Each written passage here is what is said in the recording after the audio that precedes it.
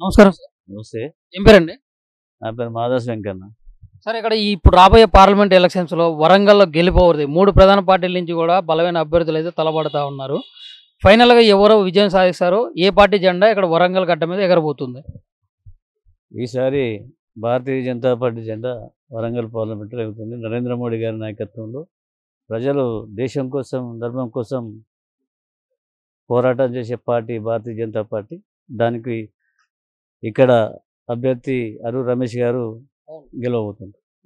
గెలుస్తారు. అంటే ఆరూరు రమేష్ గారు డబ్బులు ఖర్చు పెడతారేమో గానీ గెలుపైతే సాధ్యం కాదు.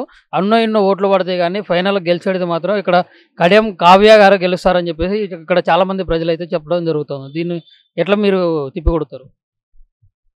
కడియం కావ్య అనటమే అసలు రాజకీయ అనుభవం లేదు, ప్రజల లోపల తిరిగిన వ్యవస్థ లేదు. ఏదంటే తండ్రి పేరు చెప్పుకుని, అంటే శ్రీహరి గారు పరిచయాలతోని ఆమెను తన కూతురును పార్లమెంట్ అభ్యర్థిగా నిలబెట్టిండు. తగిన గుణపాఠం చెప్తారు. ఆల్రెడీ బీఆర్ఎస్ టికెట్ కన్ఫర్మ్ చేసిన తర్వాత, బీఆర్ఎస్ టికెట్ తెచ్చుకున్న తర్వాత పార్టీకి ద్రోహం చేసి మళ్ళీ తన రాజకీయ లబ్ధి కోసం కాంగ్రెస్లో చేరిండు. అది ప్రజలు గమనించారు. తప్పకుండా బుద్ధి చెప్తారు.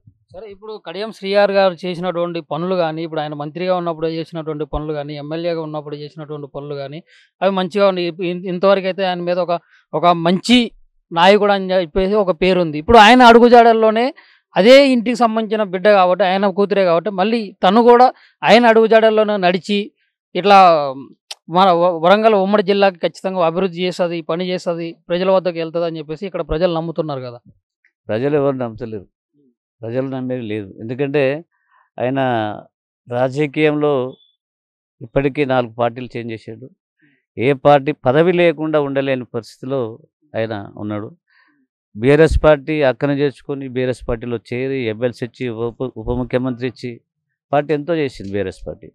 ఆ బీఆర్ఎస్ పార్టీ అందులో ఉన్న దళిత నేతలను, బీఆర్ఎస్లో ఉన్న దళిత నేతలను పొమ్మనలేక పొగబెట్టి బయటకు పంపించండి ఈయన.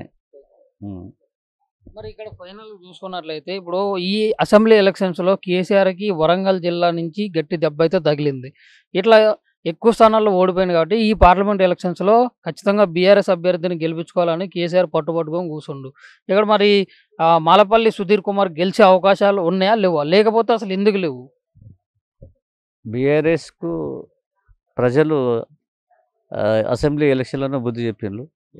నీళ్లు నిధులు నియామకాలు అని చెప్పి ఏ రోజైతే తెలంగాణ ఉద్యమం కోసం పోరాటం చేసినాము, మేము కూడా 2001 నుంచి ఉద్యమంలో పాల్గొన్నాం.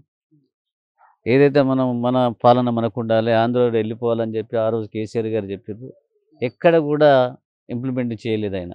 తన కుటుంబం కోసమే ఇలా కూతురు కవిత గారు జైలు పోయిన పరిస్థితి. అంటే తెలంగాణ ఉద్యమం అని చెప్పి తెలంగాణ టీఆర్ఎస్ అయినా ఉండాలని ప్రజలు కోరుకున్నారు. బీఆర్ఎస్ పెట్టుకున్నాడు, బంద్ అయిపోయింది దుకాణం, బంద్ పెట్టారు. ఈ పార్లమెంట్ ఎలక్షన్లో మొత్తము ఈ వరంగల్లో అయితే బీజేపీ గెలుస్తుంది, బీజేపీ గెలుస్తుంది అంతే. సరే, ఇప్పుడు నిన్న మొన్నటి వరకు బీఆర్ఎస్ నుంచి ఎంపీగా ఉన్నటువంటి పసునూరు దయాకర్ చేసినటువంటి అభివృద్ధి ఏంది. కానీ ఇంకో విషయం ఏంటంటే ఇప్పుడు ఆయన కాంగ్రెస్లో పోవడం ఎంతవరకు కరెక్టు?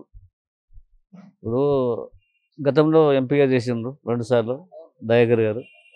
ఆయన ఎక్కడ కూడా పనులు చేయలేదు. కాంగ్రెస్ పార్టీ ఈ గ్యారెంటీలు 6 గ్యారెంటీలు అని చెప్పి ప్రజలను మోసం చేసి ప్రజలను మభ్యపెట్టి గెలిచిండ్రు. వాళ్ళు ఇప్పుడు సీఎం గారు చెప్తున్నారు కదా, నీకు 15 ఆగస్టు లోపు నేను 2 లక్షల రుణమాఫీ చేస్తా. చూద్దాం, వెయిట్ చేద్దాం. ఇప్పుడే ప్రజలు మిమ్మల్ని గౌరవించి మేము మాటలు నమ్మి ఏదైతే ప్రభుత్వాన్ని గట్టబెట్టిందో, దేశంలో మాత్రం నరేంద్ర మోడీ గారే ఉండాలని చెప్పి ప్రతి ఒక్కరు ఎవరిని అడిగినా చెప్తారు. నరేంద్ర మోడీ గారి నాయకత్వంలో దేశం సురక్షంగా ఉంది. ఇవి దేశాలు కూడా, ప్రపంచ దేశాలు కూడా నరేంద్ర మోడీ గారి నాయకత్వాన్ని బలపరుస్తుంది. అంటే ఇప్పుడు వరంగల్ జిల్లా ప్రజలు నమ్మరంటారు. అంటే ఇప్పుడు వరంగల్ 1000 స్తంభాల మీద గుడి మీద ప్రమాణం చేసి మరీ చెప్పిండు కదా, ఆగస్టు 15 లోపు ఖచ్చితంగా అన్నీ చేస్తామని చెప్పేసి. ఇక్కడ ప్రజలు నమ్మే అవకాశం లేదంటారు. రాష్ట్రంలో వేరు, దేశంలో వేరు. దేశంలో సమర్థవంత నాయకత్వం నరేంద్ర మోడీ గారే ఉన్నారు. ఈ ఇండియా కూటమిలో ఎవరున్నారు చెప్పండి? రేవంత్ రెడ్డి ఇట్లా అంటే తొడగొట్టు మరీ చెప్తున్నాడు కదా, రాహుల్ గాంధీని అక్కడ ప్రధానమంత్రి చేస్తామని చెప్పేసి. 29 రాష్ట్రాలు ఉన్నాయి. అందులో తెలంగాణ ఒకటి. తెలంగాణలో ఎన్ని ఉన్నాయి? 17 సీట్లు ఉన్నాయి. ఈ 17 సీట్లలో వాళ్ళు గెలిచేదంతా బీఆర్ఎస్ పార్టీ ఉంది, బీజేపీ ఉంది, కాంగ్రెస్ ఉంది. కాంగ్రెస్ దేశంలో ఎక్కడుంది? కాంగ్రెస్ ఉందా? దేశంలో ఎక్కడుంది? 2 రాష్ట్రాలు, నా 2 రాష్ట్రాలు కూడా మొన్న బీజేపీ గెలిచింది. బీజేపీ. ఇప్పుడు బీజేపీ వ్యతిరేక శక్తులన్నీ కూడా ఒక కూటమిలాగా ఏర్పడి ఇట్లా బీజేపీ నరేంద్ర మోడీ గారిని గద్దె దింపే ప్రయత్నం చేశాయి. అది ఖచ్చితంగా అది విజయవంతం అవుతుంది. ఈసారి నరేంద్ర మోడీ గారు ఇట్లా ఉండడు అని చెప్పేసి చెప్తా ఉన్నారు కదా. ఇప్పుడు దేశంలో సమర్థవంత నాయకుడు ఉన్నప్పుడు ఈ చిల్లా చితకర అంతా ఒకటవుతారు. ఎందుకంటే ఒక్కడు ఎదుర్కోలేక ఇవన్నీ ఏకమై కూడా నరేంద్ర మోడీ గారిని ఎవరు ఏం చేయలేరు. ఆయన నాయకత్వం అవసరం దేశం కోసం.